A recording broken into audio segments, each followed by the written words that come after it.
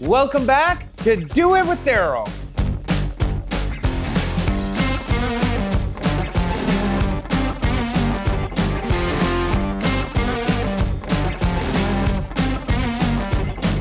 Before I forget, make sure to stay tuned to the end because we'll be giving you an update on the total number of pieces used for the build so far.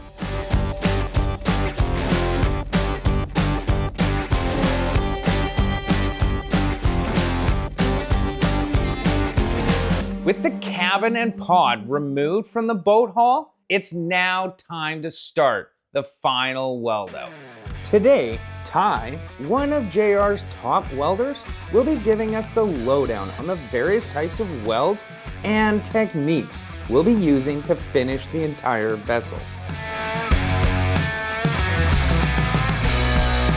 But first, it's time for me to grab a mask and glove up, because today we're going to welding school. So today we're gonna tag this up and pretend we know what we're doing. There's a lot of different kinds of welds. From fillet welds to plug welds, flare welds to flange welds. They all have their own cryptic symbol for blueprints and schematics that indicate where each is to be used. Welders must learn and memorize these tables and each weld's application.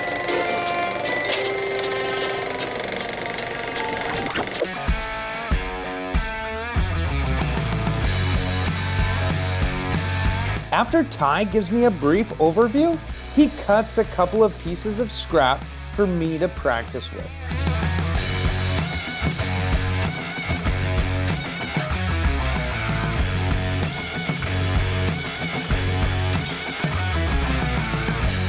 We're gonna weld this side and then the outside exactly the same way we did with this weld down here. Okay, so you welded the inside of this. Yeah, we welded the inside first. Yeah. And then we gouged the outside and then we weld it. Do you need an inside and an outside weld in order to make something waterproof?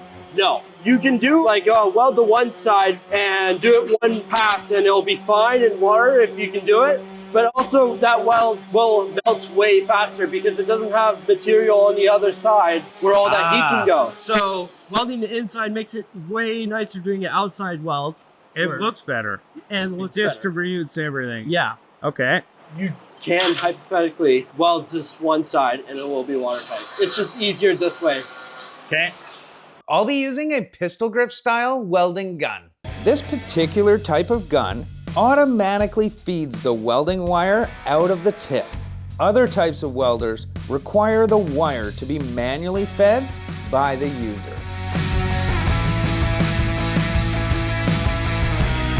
The first kind of weld I'm gonna try is called a fillet weld. This triangular shaped weld is most commonly used on T, corners, and lap joints.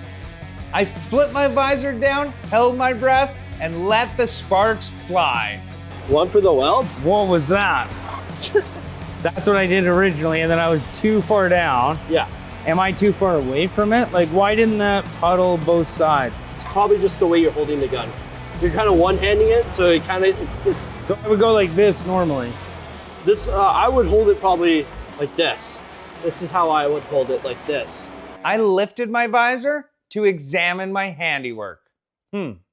Not so handy.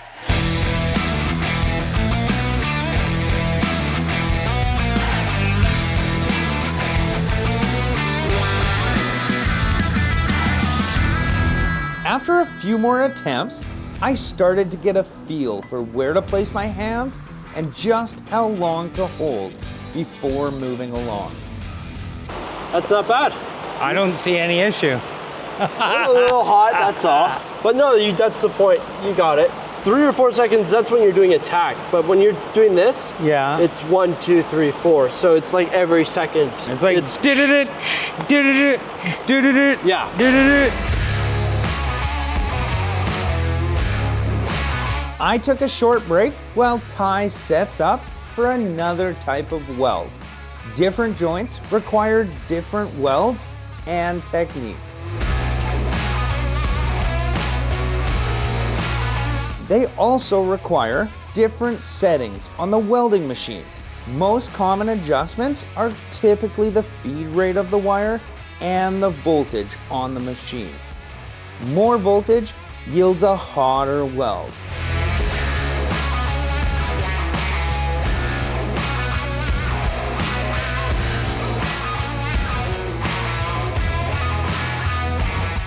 I'm dropping off my resume, Jared. We're killing it. Call me next week.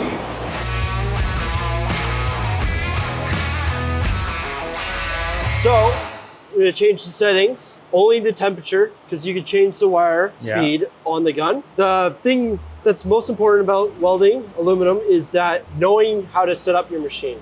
Okay. That's the thing a lot of people struggle with.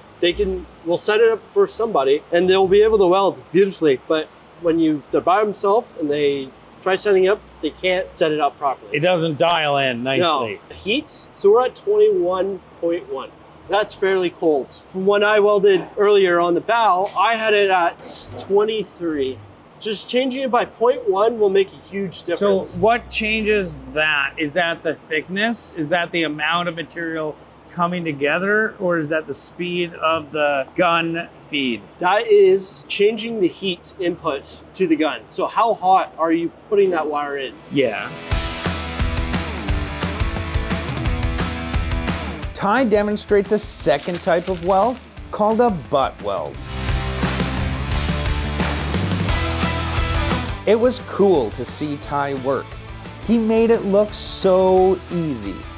He also described his counting method to ensure a more consistent flow along the joint.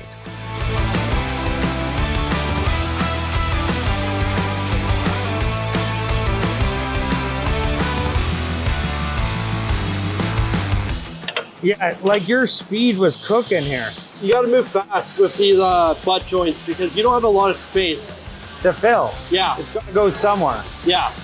Want me to get another piece going? Yeah, I would love to try that.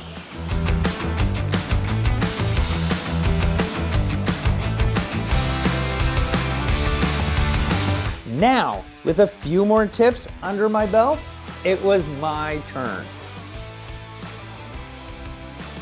This time, it felt a little more controlled, and using Ty's counting method definitely helps even out the flow. Not perfect, but better.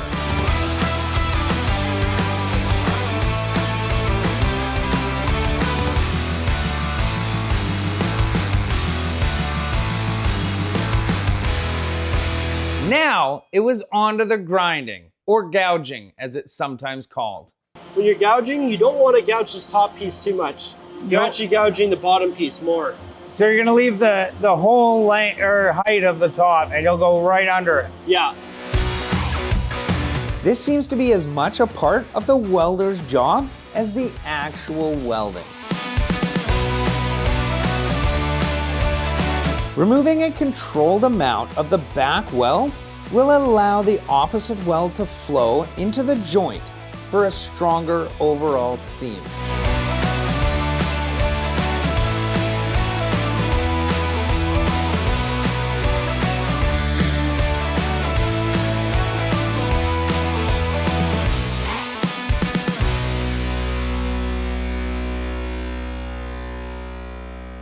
For me, this was a fascinating first look at the craft of welding, and I'm really looking forward to trying it again soon.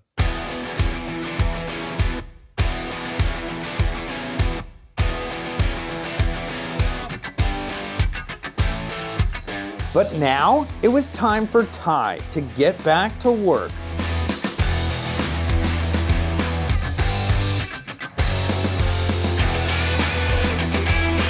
As I watched him tackle some of the more tricky spots on the cabin of my boat, I had a real appreciation for how difficult this job could be. These guys are true craftsmen.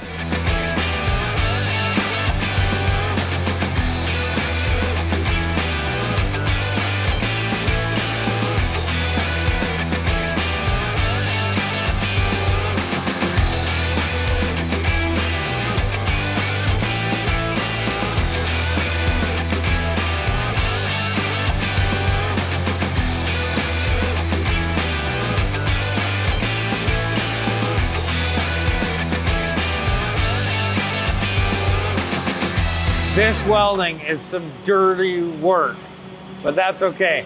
I've got it.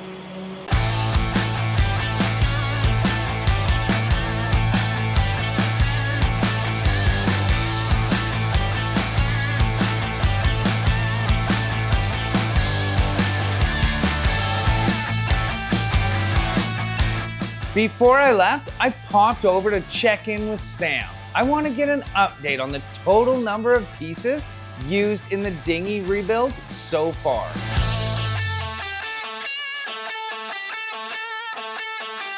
How's it going, dude? What is our total count so far on the new dinghy?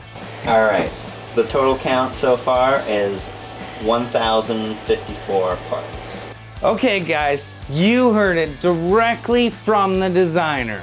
Stay tuned because we should have the final count ready in the next week or two. Please remember to like and subscribe, and I'll see you next Saturday on another episode of Do It with Darryl.